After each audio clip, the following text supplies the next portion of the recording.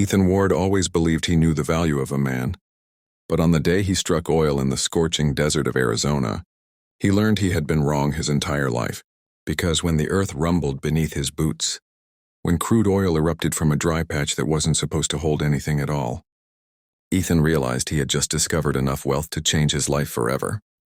But the land didn't belong to him. It belonged to the Apache tribe who had treated him as a guest, not a trespasser. And at that moment, that exact life-defining second, Ethan faced a choice: walk away from what could be millions, or betray the trust of people who had shown him nothing but kindness. He wiped the oil from his face, looked at the tribal elder beside him, and said the words that would echo for years. "This land is yours, so is whatever lies beneath it." And then he simply walked away. Before we continue this powerful story, make sure to like, share, and subscribe to Kindness Chronicles, where every story reminds us that kindness still matters. Ethan returned to his quiet life as a mechanic in Flagstaff. He went back to patching tires, repairing old carburetors, and helping travelers who couldn't afford a proper fix. People often told him he charged too little. He always replied the same way: "Money never made me sleep better." But privately, Ethan wondered whether he had been foolish. Oil had exploded from that land. Real oil. The tribe could have become rich overnight. He could have too. Sometimes late at night he'd stare at the cracked ceiling and whisper, "Did I do the right thing?"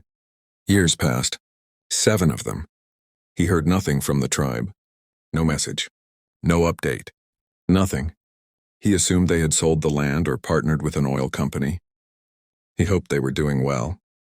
But he never expected to hear from them again.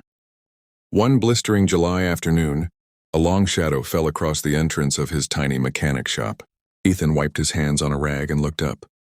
3 Apache elders stood before him, the same ones who had been there the day the land shook. Ethan's heart dropped. "Is everything all right?" he asked carefully. The eldest stepped forward, her face lined with years of sun and wisdom. She placed her hand on Ethan's shoulder and said, "We have come to return what is yours." Ethan blinked. "Mine? I walked away from everything." The eldest smiled gently. "Yes, you walked away from wealth. But because of that, you walked into our hearts." She explained that the tribe had indeed struck oil, but instead of selling the land to a corporation, they formed their own community-run energy cooperative. They built schools, clinics, and clean water systems. They created jobs for their youth. They kept control of their land and their future. And every single year, they set aside a share for the man who had given them the chance. The man who had expected nothing in return. Ethan shook his head. "I didn't do it for money. That was your land. Your blessing." The second elder stepped forward, holding a small leather bundle. "This isn't payment." Her voice trembled with emotion. "This is gratitude." Inside the bundle was a carved wooden token, the tribe's symbol of highest honor, and a letter guaranteeing him lifetime membership in their cooperative, complete with yearly dividends. Not millions, but enough to live comfortably and with dignity for the rest of his life. Ethan felt his throat tighten. He swallowed hard. "Why me?" he whispered. The eldest answered simply, "Because 7 years ago, when you chose integrity over wealth, you showed us what a real brother looks like." That night, Ethan sat on the hood of an old pickup outside his shop, staring at the sunset burning the sky red and gold. For the first time in years, he felt something lift off his shoulders, a quiet relief he'd never known he needed. He had walked away from oil, but he had walked toward something far more powerful. Respect, trust, family, and in the end, the world had returned his kindness in a way he never saw coming.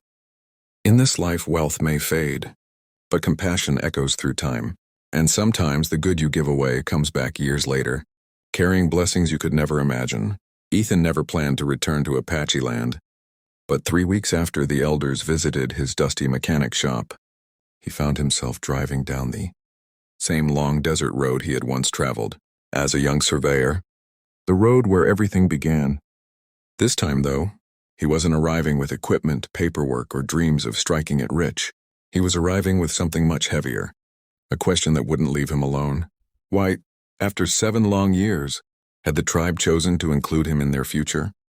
The desert air shimmered with heat as his truck hummed along the rocky trail. In the distance, the mountains rose like ancient guardians, watching every traveler who dared enter their sacred land. When Ethan finally reached the tribal settlement, he noticed immediately how much had changed. The old wooden shacks were gone. In their place stood sturdy homes built from adobe and timber. Solar panels glimmered on rooftops. Wind turbines spun quietly on the ridge.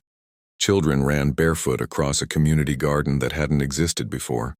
The tribe wasn't just surviving, they were thriving. Ethan stepped out of his truck, and the same elder who had placed the leather bundle in his hand stepped forward with a warm smile. "Welcome home, Ethan Ward." Home. The word hit him harder than he expected.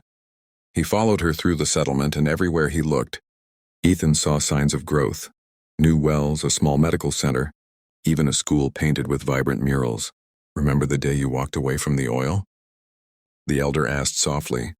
Ethan nodded. "How could I forget?" She led him to a ridge overlooking the desert, where black pumps moved rhythmically.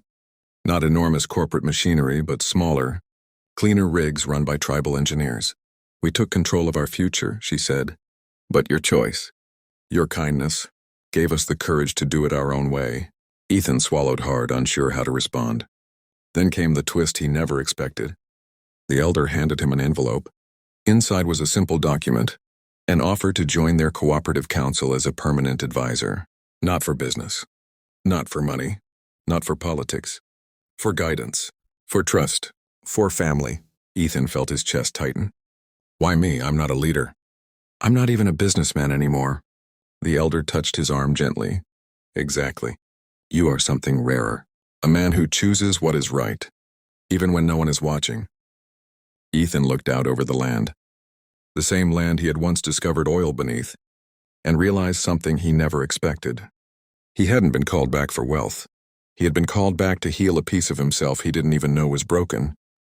As the sun dipped behind the red cliffs, casting long shadows across the valley, Ethan took a deep breath and nodded. "All right," he said quietly. "I'll stay. Tell me where to begin." The elder smiled, her eyes shining with warmth. "Begin," she said, "by believing that you belong here.